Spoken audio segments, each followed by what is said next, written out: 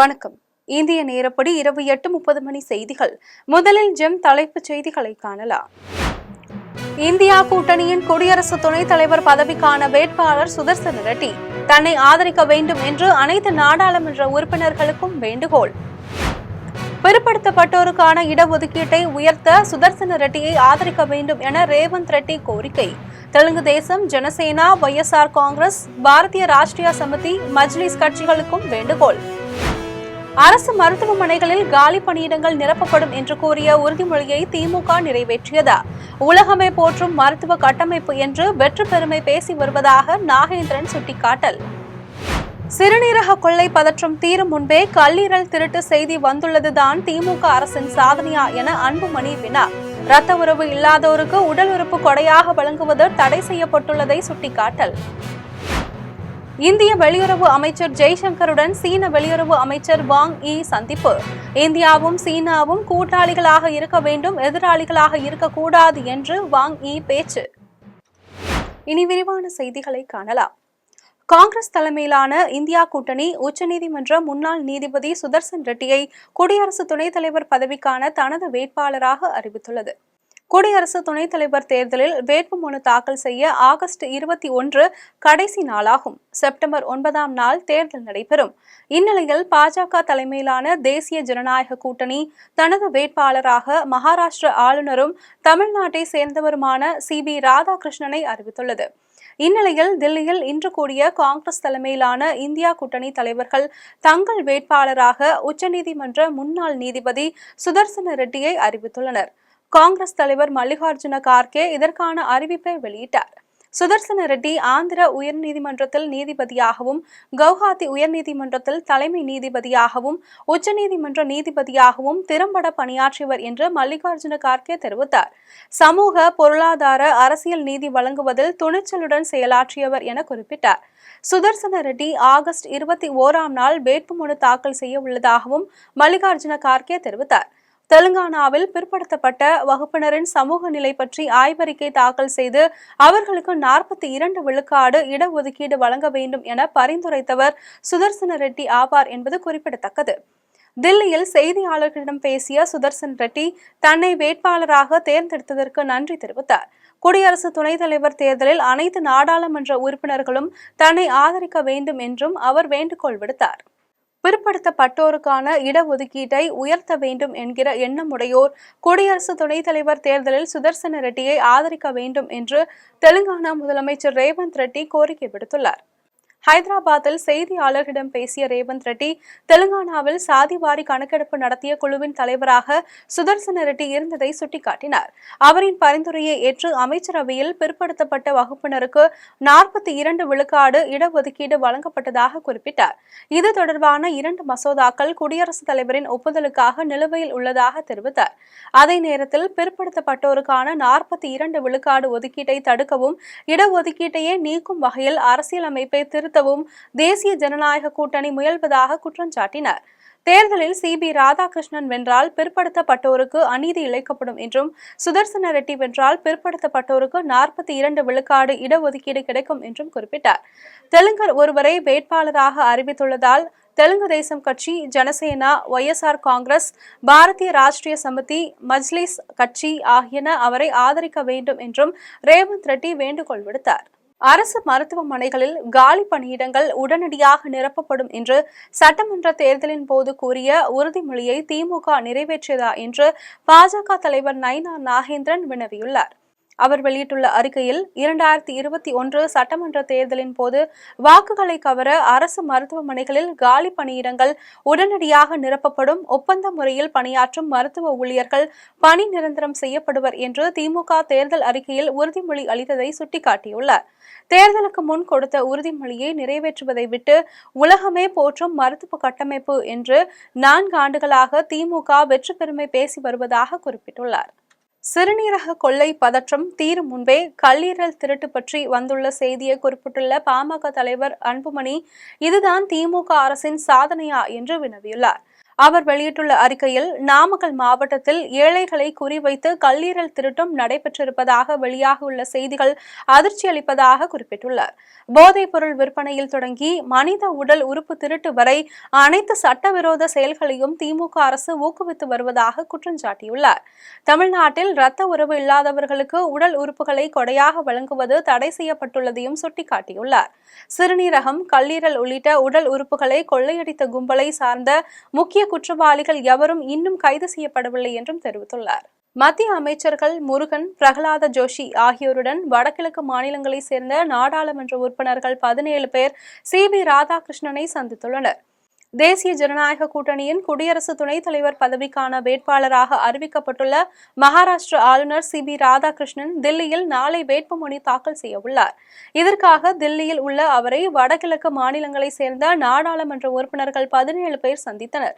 அப்போது மத்திய அமைச்சர்கள் முருகன், பிரகலாத ஜோஷி ஆகியோர் உடனிருந்தனர். இந்த ஆண்டு 1.5 லட்சம் இடங்களில் பிள்ளையார் சிலைகள் வைக்க பதிவு செய்யப்பட்டுள்ளதாகவும் இந்து முன்னணி மாநில தலைவர் காடேஸ்வரா சுப்பிரமணியம் தெரிவித்துள்ளார். திருப்பூரில் செய்தியாளர்களிடம் பேசிய காடேஸ்வரா சுப்பிரமணியம், இந்த ஆண்டு நம் சாமி, நம் கோவில், நாமே காப்போம் என்னும் கருப்பொருளில் விநாயகர் சதுர்த்தியை கொண்டாட ஏற்பாடு செய்யப்பட்டுள்ளதாக தெரிவித்தார். 1.5 லட்சம் இடங்களில் பிள்ளையார் சிலைகள் வைக்க பதிவு செய்யப்பட்டுள்ளதாகவும் அவர் குறிப்பிட்டார். கடந்த ஆண்டு 15 லட்சம் வீடுகளில் விநாயகர் சிலை வைக்கப்பட்டதாகவும் இந்த ஆண்டு அந்த எண்ணிக்கை மேலும் அதிகமாகும் என்றும் அவர் தெரிவித்தார். 5.25 லட்சம் ஏக்கர் கோவில் நிலத்தில் 50,000 ஏக்கர் நிலங்களை காணவில்லை என்றும், 7,000 கோவில்களில் பூஜை நடைபெறவில்லை என்றும், 6,000 கோவில்களை காணவில்லை என்றும் காடேஸ்வரா சுப்பிரமணியம் குற்றம் சாட்டியுள்ளார். புது விநாயகர் வைக்கிறதுனால என்ன பிரச்சனை அவங்க சொல்லணும். எவ்வளவு இடம் காணோம், எவ்வளவு கும்பாபிஷேகம் பண்றாங்க, சரியான முறையில பண்றாங்களா அப்படின்னா இல்ல. திருச்செந்தூர்ல நிறைய ஊழல் நடந்திருக்குது, சரியா அங்க கும்பாபிஷேகம் நடக்கல, தினசரி பூசை சரியா நடக்கல அப்படின்னு அங்க இருக்க மக்கள்லாம் சொல்லிட்டு இருக்காங்க. இதை உடனடியாக அங்க என்ன நடக்குது, எவ்வளவு செலவு செஞ்சிருக்காங்க அப்படின்னு இந்த அரசாங்கம் சொல்லணும். ஒரு ஆன்மீகவாதி பக்தர்கள் இந்த அரசாங்கத்தினுடைய கோயில்ல பழைய அக்கிரமங்கள் நடக்குது, அராஜகம் நடக்குன்னு சொல்லி கோயில் மீது ஏறி அவர் கீழே விழுந்து உயிர் விட்டிருக்கார். இதுக்கு இந்த அறநிலையத்துறை அமைச்சர் சேகர் பாபு அவர்கள் உடனே ராஜினாமா பண்ணணும் அப்படின்னு இந்த நேரத்தில் இந்து மொழியை கேட்டுக்கொள்கின்றது. இறக்குமதி செய்யப்படும் பருத்திக்கு வரி விலக்கு அளித்துள்ளதை திருப்பூர் ஏற்றுமதியாளர் உற்பத்தியாளர் சங்கம் வரவேற்றுள்ளது. திருப்பூர் மாவட்டத்திலிருந்து உற்பத்தி செய்யப்பட்ட பிற நாடுகளுக்கு ஆண்டுக்கு 40,000 கோடி ரூபாய் மதிப்புக்கு பனியன் ஏற்றுமதி செய்யப்படுகிறது. இதற்கான முக்கிய மூலப்பொருளான பருத்தியின் விலை உலக சந்தையை ஒப்பிடும் போது இந்தியாவில் மிகவும் அதிகம் உள்ளது. இதனால் போட்டி நாடுகளுடன் ஏற்றுமதி வணிகத்தில் சரியான விலையை நிர்ணயம் செய்ய முடியாமல் ஏற்றுமதியாளர்கள் சிரமம் அடைந்து வந்தனர். பருத்தி விலையை சீராக வைக்கவும், இறக்குமதி செய்யும் பருத்திக்கான வரியை ரத்து செய்யவும் கோரிக்கைகள் வைக்கப்பட்டன. அமெரிக்காவின் கடும் வரி விதிப்பால் அமெரிக்க ஆர்டர்களை இழக்கும் அபாயம் ஏற்பட்டுள்ளது. இதனை கருத்தில் கொண்டு மத்திய அரசு பருத்தி இறக்குமதி செய்வதற்கான 11 விழுக்காடு வரியை செப்டம்பர் 30ஆம் தேதி நாள் வரையிலும் ரத்து செய்துள்ளது. இதனால் இந்திய சந்தையில் பருத்தி விலை கிலோவுக்கு 10 ரூபாய் வரையிலும் குறையும் என எதிர்பார்க்கப்படுகிறது. பருத்தி மீதான இறக்குமதி வரியை ரத்து செய்துள்ளதை வரவேற்றுள்ள திருப்பூர் ஏற்றுமதியாளர்கள் வரி விலக்குக்கான காலத்தை நீட்டிக்க வேண்டும் என்றும் கோரிக்கை விடுத்துள்ளனர். வணக்கம். சர்வதேச பருத்தி இறக்குமதிக்கான வரியை இந்திய அரசாங்கம் 11% செப்டம்பர் 30ஆம் தேதி வரை நீக்கியுள்ளது. இது எங்களுக்கு ஆடை ஏற்றுமதிக்கு மிகவும் ஒரு உகந்த திட்டமாக கருதுகிறோம். ஆனால் செப்டம்பர் 30 என்பது நீட்டித்தர வேண்டும் என்று திருப்பூர் ஏற்றுமதி அரசாங்கம் கோரிக்கை வைக்கிறது. இந்த நிகழ்வில் எங்களுக்கு ஒரு கிலோவுக்கு 10 ரூபாய் வரை நூல் விலை குறைய வாய்ப்பு இருக்கிறது. நூல் விலை குறைந்தால் நாங்கள் எங்கள் ஆடை ஏற்றுமதிக்கு போட்டித்தன்மையை நிலைநிறுத்திக் கொள்ள முடியும். எனவே இதை மகிழ்ச்சியுடன் வரவேற்கின்றோம். நாராயணகுரு பிறந்த நாளையொட்டி நாளை கன்னியாகுமரி மாவட்டத்தில் 3 வட்டங்களுக்கு உள்ளூர் விடுமுறை அறிவிக்கப்பட்டுள்ளது. நாராயணகுரு பிறந்த நாளையொட்டி கன்னியாகுமரி மாவட்டத்தில் அகஸ்தீஸ்வரம், விளவங்கோடு, திருவட்டாறு ஆகிய 3 வட்டங்களில் மாநில அரசு அலுவலகங்களுக்கும் கல்வி நிறுவனங்களுக்கும் உள்ளூர் விடுமுறை வழங்குவதாக மாவட்ட ஆட்சியர் அறிவித்துள்ளார். இந்த விடுமுறைக்கு ஈடாக செப்டம்பர் 13ஆம் நாள் சனிக்கிழமை வேலை நாளாக இருக்கும் என்றும் மாவட்ட ஆட்சியர் தெரிவித்துள்ளார். துபாயிலிருந்து விமானத்தில் கடத்தி கொண்டு வரப்பட்ட 2.5 கிலோ தங்கக்கட்டிகளை சென்னை விமான நிலைய சுங்கத்துறையினர் பறிமுதல் செய்துள்ளனர். துபாயிலிருந்து சென்னைக்கு வந்த விமானத்தில் தங்கம் கடத்தி கொண்டு வரப்படுவதாக விமான நிலைய சுங்க அதிகாரிகளுக்கு தகவல் கிடைத்தது. இதையடுத்து அந்த விமானத்தில் வந்த பயணிகளை தீவிரமாக கண்காணித்தனர். அந்த விமானத்தில் துபாயிலிருந்து சென்னை வந்துவிட்டு நேரடியாக சென்னையிலிருந்து இலங்கை செல்வதற்காக இலங்கையை சேர்ந்த 3 டிரான்சிட் பயணிகள் வந்திருந்தனர். அவர்கள் மீது சுங்க அதிகாரிகளுக்கு சந்தேகம் ஏற்பட்டது. அதைத் தொடர்ந்து தீவிரமாக கண்காணித்துக் கொண்டிருந்தனர். அந்த மூவரும் கழிவறைக்கு சென்றுவிட்டு மீண்டும் இருக்கைகளில் வந்து அமர்ந்து விட்டனர். இதையடுத்து தரைத்தள ஒப்பந்த ஊழியர் ஒருவர் அதே கழிவறைக்கு சென்றுவிட்டு வெளியில் வந்தார். இதை கண்காணித்துக் கொண்டிருந்த சுங்க அதிகாரிகள் தரைத்தள ஒப்பந்த ஊழியரை பிடித்து சோதித்த போது அவருடைய ஆடைகளுக்குள் 2.5 கிலோ எடையுள்ள தங்கக்கட்டிகள் மறைத்து வைத்திருந்ததை கண்டுபிடித்தனர். அதன் மதிப்பு 2 கோடியே 30 லட்சம் ரூபாயாகும். இலங்கை பயணிகள் கழிவறை தண்ணீர் தொட்டியில் மறைத்து வைத்துவிட்டு வந்த தங்கக்கட்டிகளை வெளியில் எடுத்து சென்று அவர்கள் கூறிய தங்கம் கடத்தும் கும்பலிடம் ஒப்படைக்க எடுத்து சென்றதை ஒப்பந்த ஊழியர் விசாரணையில் ஒப்புக்கொண்டார். இதையடுத்து தங்கம் கடத்தி வந்த இலங்கை பயணிகள் 3வரையும் அவர்களுக்கு துணை போன ஒப்பந்த ஊழியரையும் சுங்கத்துறை அதிகாரிகள் கைது செய்து விசாரித்தனர். கடலூர் மாவட்டம் திட்டக்குடி அடுத்த ஆவட்டியில் உங்களுடன் ஸ்டாலின் சிறப்பு முகாமில் சரியான முன்னேற்பாடு மற்றும் அடிப்படை வசதிகள் இல்லாமல் பொதுமக்கள் இன்னலுற்றனர். மங்களூர் ஊராட்சி ஒன்றியம் ஆவட்டியில் உங்களுடன் ஸ்டாலின் முகாம் நடைபெற்றது. இந்த முகாமில் சிறப்பு அழைப்பாளராக தொழிலாளர் நலத்துறை அமைச்சர் கணேசன் பங்கேற்று பயணிகளுக்கு நலத்திட்ட உதவிகளை வழங்கினார். இந்த முகாமில் ஊரக வளர்ச்சித்துறை, சுகாதாரத்துறை, கால்நடைத்துறை, வேளாண்மைத்துறை, தோட்டக்கலைத்துறை உள்ளிட்ட 15 துறைகளின் கீழ் சேவைகள் வழங்கப்பட்டன. இந்த முகாமில் சரியான முன்னேற்பாடுகளும் அடிப்படை வசதிகளும் செய்யப்படவில்லை என பொதுமக்கள் தெரிவித்தனர். சென்னை ஆலந்தூரில் 5க்கும் மேற்பட்ட நாய்கள் சிறுவனை கடிக்க துரத்தியது குறித்து புகார் அளித்தும் மாநகராட்சி நடவடிக்கை எடுக்கவில்லை என தெரிவித்துள்ளனர். குழந்தைகளையும் தெருவில் நடந்து செல்வோரையும் கடிப்பது என தெருவில் சுற்றித் திரியும் நாய்களின் தொல்லை அதிகரித்துள்ளது. இது குறித்த வழக்கில் தெருநாய்களை பிடித்து காப்பகத்தில் அடைக்க வேண்டும் என்று உச்சநீதிமன்றம் உத்தரவிட்டது. சென்னை ஆலந்தூர் மண்டலத்திற்கு உட்பட்ட மாதவபுரத்தில் தெருநாய்களின் தொல்லை உள்ளது. அப்பகுதியை சேர்ந்த ஒரு பெண் நாய்களுக்கு தொடர்ந்து உணவளித்து வருகிறார். இந்நிலையில் சிறுவனை 5க்கும் மேற்பட்ட நாய்கள் கடிக்க துரத்தி செல்லும் சிசிடிவி காட்சி வெளியாகி பரபரப்பை ஏற்படுத்தியுள்ளது. இது குறித்து மாநகராட்சியிலும் காவல்துறையிலும் பல முறை புகார் கொடுத்தும் எந்த ஒரு நடவடிக்கையும் எடுக்கவில்லை. நாய்களுக்கு உணவளிக்கும் பெண்ணிடம் பொதுமக்கள் சென்று கேட்டால் அவர் மிரட்டுவதாக கூறுகின்றனர். இதனால் மாநகராட்சி ஊழியர்களும் எந்த நடவடிக்கையும் எடுக்கவில்லை என கூறப்படுகிறது. மதுரையில் ஆகாஷ் கல்வி சேவை நிறுவனம் ஆகாஷ் தேசிய திறனறி தேர்வினை அறிமுகப்படுத்தியுள்ளது. மதுரையில் ஆகாஷ் கல்வி சேவை நிறுவனம் 16ஆம் ஆண்டு விழாவை கொண்டாடியது. இதில் ஆகாஷ் தேசிய திறனறி தேர்வை அறிமுகப்படுத்தியுள்ளதை மிகவும் மகிழ்ச்சியுடன் அறிவித்துள்ளது. இந்த நிகழ்ச்சியில் பேசிய ஆகாஷ் எஜுகேஷன் சர்வீசஸ் தலைமை மேலாளர் தீபக் மேகரோத்ரா 5ஆம் வகுப்பு முதல் 12ஆம் வகுப்பு வரை படிக்கும் மாணவர்களுக்கு 100% வரை கல்வி உதவித்தொகைகளை வழங்குவதாக கூறினார். இதில் வகுப்பறை, ஆகாஷ் டிஜிட்டல், இன்விக்டஸ் பாடநெறிகளும் 2.5 கோடி ரூபாய் மதிப்புள்ள பண பரிசுகளும் அடங்கும் என்றும் தெரிவித்தார். நீட், JEE, ஒலிம்பியாட் போன்ற போட்டித் தேர்வுகளுக்கு ஆகாஷ் திறமையான ஆசிரியர்களின் சிறந்த பயிற்சிகளை பெற்றுத் தருவதாகவும் தெரிவித்தார். பார்த்தீங்கன்னா anti எக்ஸாம்ஸுக்கு we are releasing in November month 2nd, starting from November 2nd ஒவ்வொரு கிளாஸ் வரையாக ரிசல்ட்ஸ் ரிலீஸ் பண்ணுறோம்.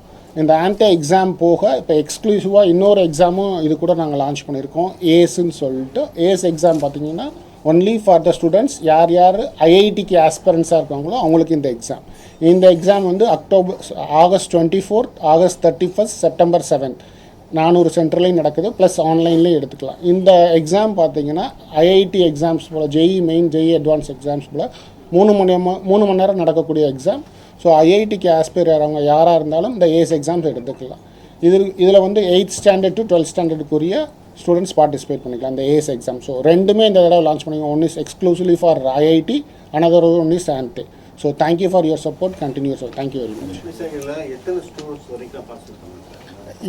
எவ்வளோ வேறுனாலும் எழுதிக்கலாம். இந்த தடவை நாங்கள் ஒரு 15 லட்சம் பேர் எழுதுவாங்கன்னு எதிர்பார்க்குறோம். போன தடவை ஒரு 10 லட்சம் பேர் எழுதியிருந்தாங்க.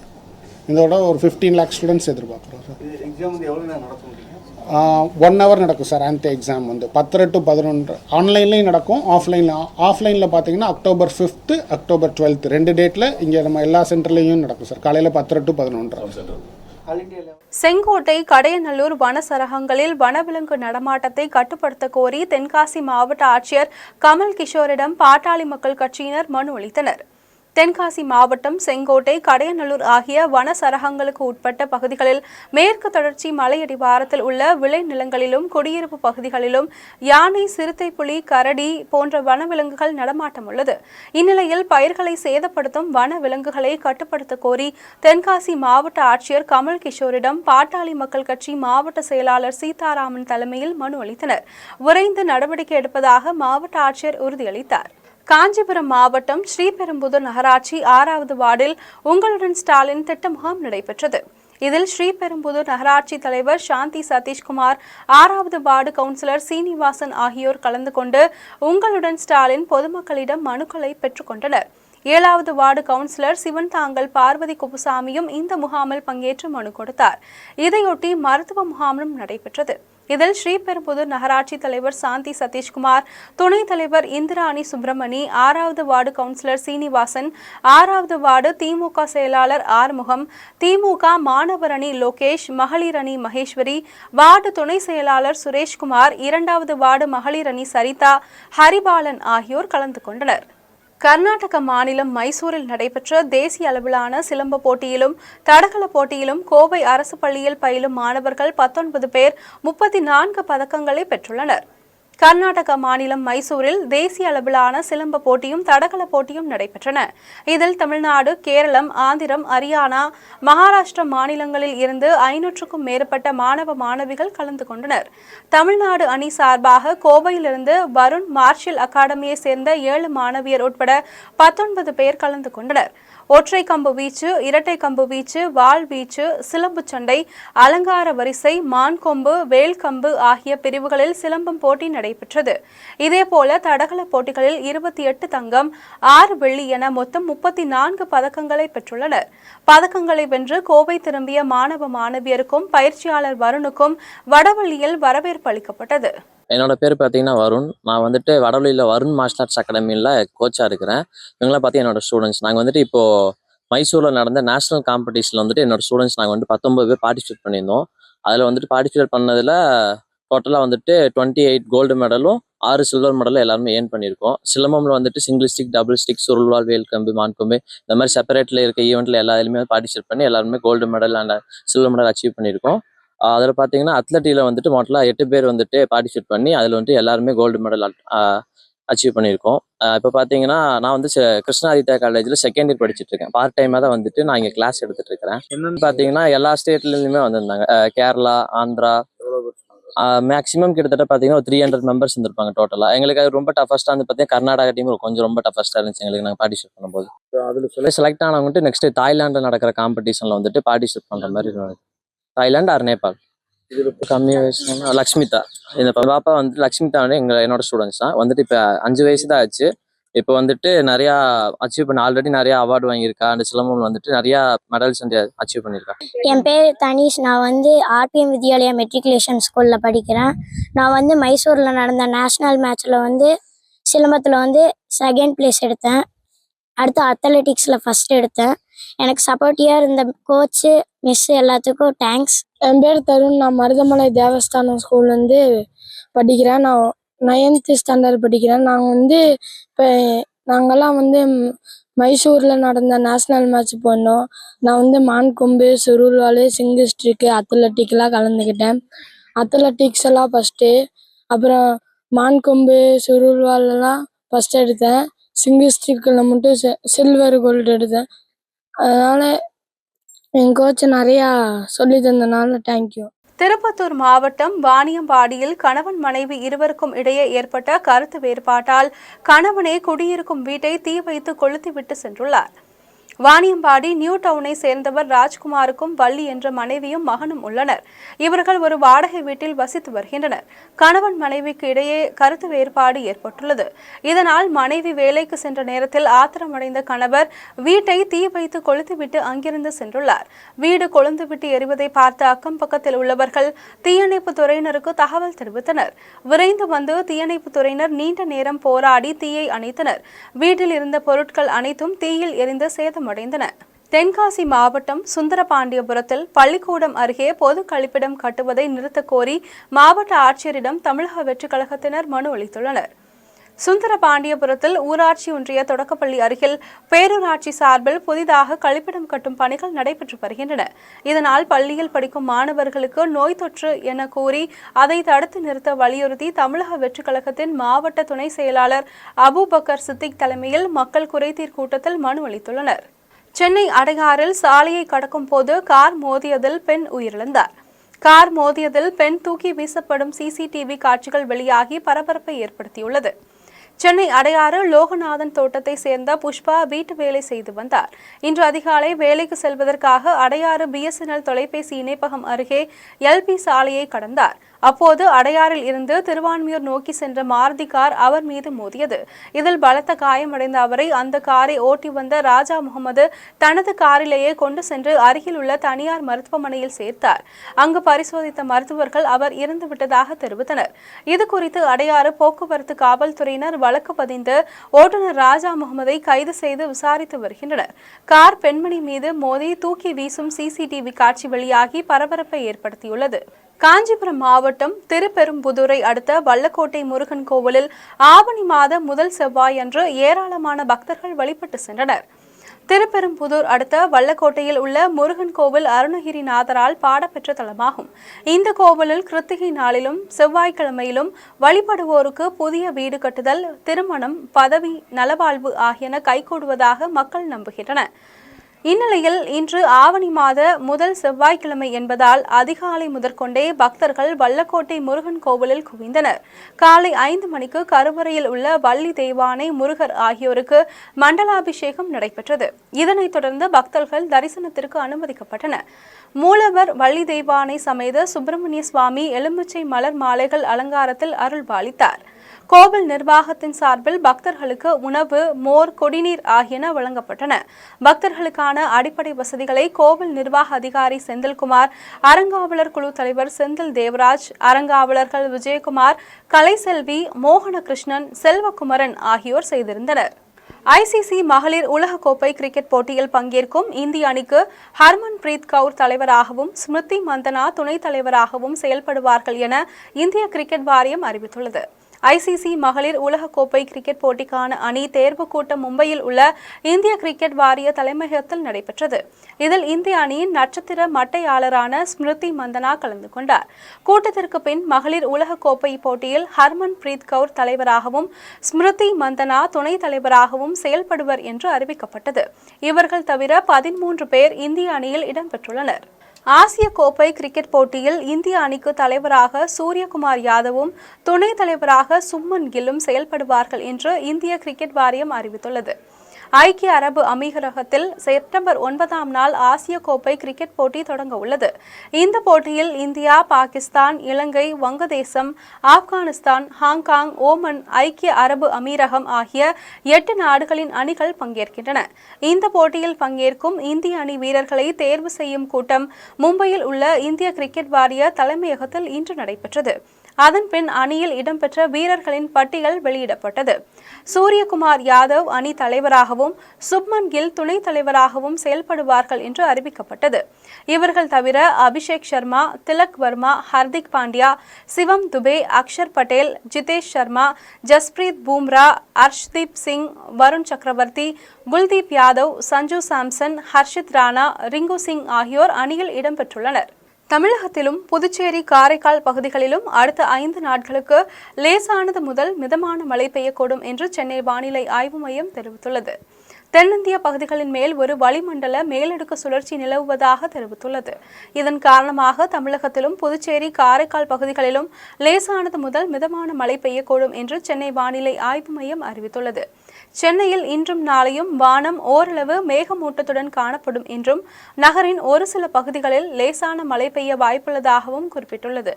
இன்று காலை 8:30 மணியுடன் முடிந்த 24 மணி நேரத்தில் அதிக அளவாக நீலகிரி மாவட்டம் அவலாஞ்சியில் 9 சென்டிமீட்டர் மழை பதிவாகியுள்ளது. மீண்டும் ஜெம் தலைப்புச் செய்திகள். இந்தியா கூட்டணியின் குடியரசு துணைத் தலைவர் பதவிக்கான வேட்பாளர் சுதர்சன ரெட்டி தன்னை ஆதரிக்க வேண்டும் என்று அனைத்து நாடாளுமன்ற உறுப்பினர்களுக்கும் வேண்டுகோள். பிற்படுத்தப்பட்டோருக்கான இடஒதுக்கீட்டை உயர்த்த சுதர்சன ரெட்டியை ஆதரிக்க வேண்டும் என ரேவந்த் ரெட்டி கோரிக்கை. தெலுங்கு தேசம், ஜனசேனா, வைஎஸ்ஆர் காங்கிரஸ், பாரதிய ராஷ்டிரிய சமிதி, மஜ்லிஸ் கட்சிகளுக்கும் வேண்டுகோள். அரசு மருத்துவமனைகளில் காலி பணியிடங்கள் நிரப்பப்படும் என்று கூறிய உறுதிமொழியை திமுக நிறைவேற்றியதா? உலகமே போற்றும் மருத்துவ கட்டமைப்பு என்று வெற்றி பெருமை பேசி வருவதாக நாகேந்திரன் சுட்டிக்காட்டல். சிறுநீரக கொள்ளை பதற்றம் தீரும் முன்பே கல்லீரல் திருட்டு செய்தி வந்துள்ளதுதான் திமுக அரசின் சாதனையா என அன்புமணி வினா. இரத்த உறவு இல்லாதோருக்கு உடல் உறுப்பு கொடையாக வழங்குவது தடை செய்யப்பட்டுள்ளதை சுட்டிக்காட்டல். இந்திய வெளியுறவு அமைச்சர் ஜெய்சங்கருடன் சீன வெளியுறவு அமைச்சர் வாங் யி சந்திப்பு. இந்தியாவும் சீனாவும் கூட்டாளிகளாக இருக்க வேண்டும், எதிராளிகளாக இருக்கக்கூடாது என்று வாங் யி பேச்சு. இத்துடன் ஜெம் செய்திகள் நிறைவடைகின்றன. மீண்டும் செய்திகள் நள்ளிரவு 12 மணிக்கு. உடனுக்குடன் செய்திகளை காண gemlive.tv என்ற இணையதளத்தில் இணைந்திருங்கள். நன்றி, வணக்கம்.